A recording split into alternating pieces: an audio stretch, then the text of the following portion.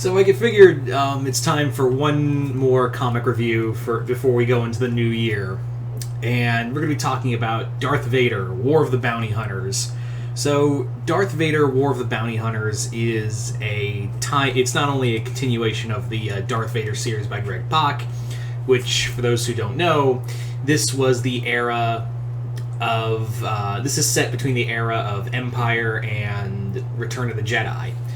So Vader, by this point, as I talked about in the second volume a few months ago, basically what has gone on in there is that Vader has discovered Exegol and has reacquiesced to being Palpatine's apprentice after trying to attempt to usurp him in an attack. This is also where they tie in a lot of the sequel stuff, like Vader encounters Ochi of Bestoon, who would become the killer of Rey's parents. And this is also, like I said, this is where he encounters Exegol and deals with the cloning stuff and sees the full power of the Emperor. So this kind of follows that, but this is a tie-in to a Star Wars event called, of course, A War of the Bounty Hunters, which basically is a story of Boba Fett trying to get the still frozen in carbonite Han Solo to Jabba. But along the way, he encounters other bounty hunters trying to get in on that, and as well as encountering the Crimson Dawn, which, if you guys remember, this is in that story, the Crimson Dawn war. If you remember way back in Solo, Solo, a Star Wars story. That story was basically one where it was the crime syndicate that was set up by Maul, and Kira was left in charge of it. So this is more or less tying a lot of other nebulous films together, and also kind of interweaving this big story centered around Crimson Dawn. And yeah, so this story follows that, and Vader now kind of like, he gets this idea of like, Vader basically gets the idea to essentially, I'm going to use your friends now against you, because your friends, Luke, are like your greatest weakness, so I'm going to use your greatest weakness against you. And along the way, he also now works with Ochi. Ochi is like, I serve the best, and Vader is the best, so I am now Lord Vader's right hand.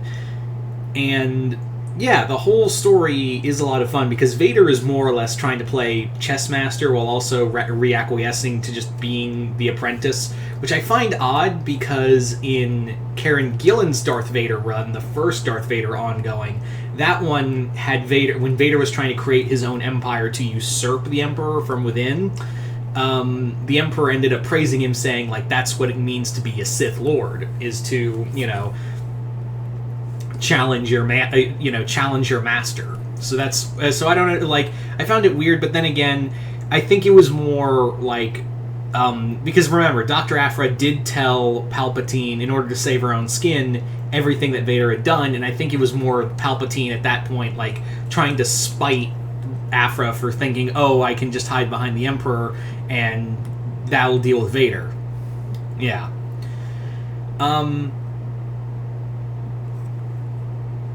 So I think that's what was the difference right there, but the story is a lot of fun. I will say there is one of the problems I had with this comic is not so much the story itself. I think this is some of the most heaviest action I've seen in a Vader comic since... Well, actually, the second volume had a ton of action in it. Like, Vader in that one had, him without his lightsaber or using the Force. He has to, depend on himself and his own mind to do anything. Here, there is a really cool fight with IG-88. Vader and IG-88 have a fight. There's also, Vader manipulating this other administrator, not Masameta, but Moore, the bald chick, the Umbaran, and more or less humiliating them and having them basically humiliate one another. There's this Hutt named Boku the Hutt who wants to usurp Jabba and essentially Vader is like, you serve me, you can rule, you can lead, you can usurp Jabba through me. But of course, Vader's like, nah, I'm just gonna let you guys humiliate each other because Boku tried to humiliate me. Now, getting back to the problem with this comic is that this is a tie-in. Now, if you guys know most of your Marvel tie-ins, that these days Marvel tie-ins are more or less like supplements to the story. Like, they just kind of add a little more. They don't they don't try to intrinsically tie themselves into, give or take a few events here and there, where they don't try to intrinsically tie themselves to the main event. They're just more like, hey, here's a fun supplement story over here.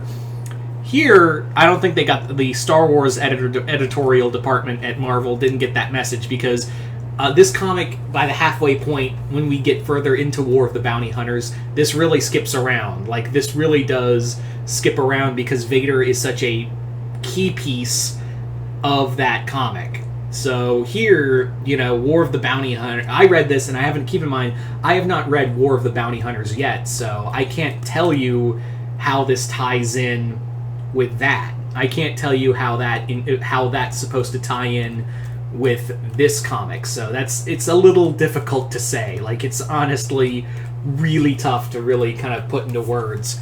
This also sometimes feels like this is not Vader's comic. That's the other thing, is that this doesn't, for a Darth Vader comic, this doesn't feel like Vader's comic.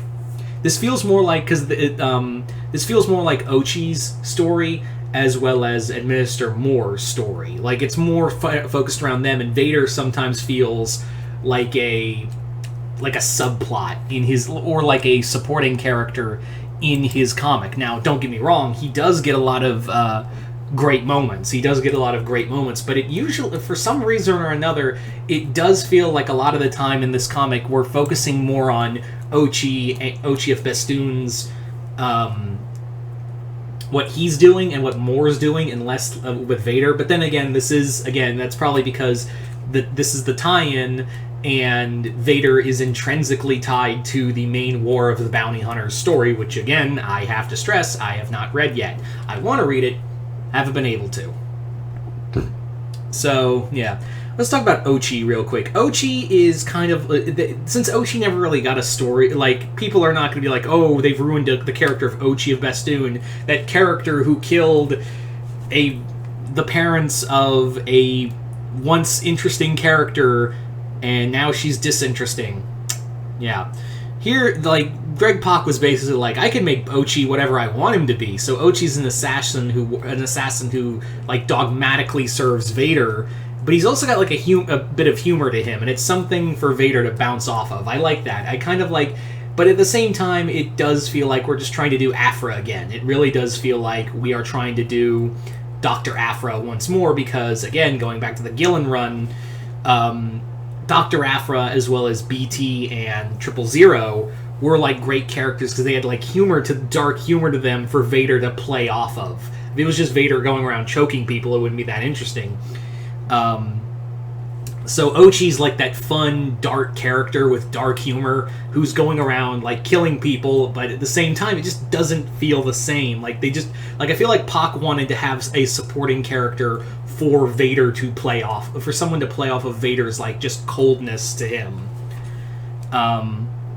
But like I said, there's not really a character to Ochi. There's really not a character to Ochi of Bestoon from Rise of Skywalker, so you might as well give him any kind of character.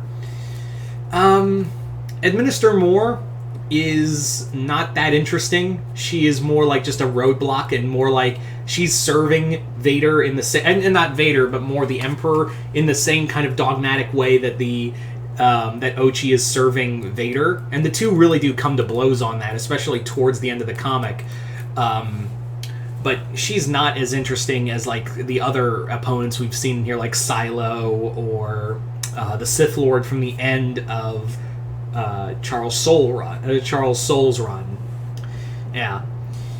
And yeah, I do know that War of the Bounty Hunters is, like, the first part of a trilogy of events that are going to be happening, because, yeah, we totally want events like one after the other in a Star Wars comic. I mean, look how well it does for Marvel comics, doing events, one event after the other in the same year. Yeah.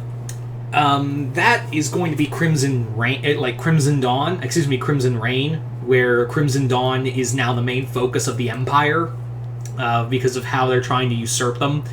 And we do know that Kira is teaming up with the Knights of Ren in there. So while I have no idea how that works with the Knights of Ren being here, because I thought they came after the Empire's fall. I thought that was the idea, unless I missed something.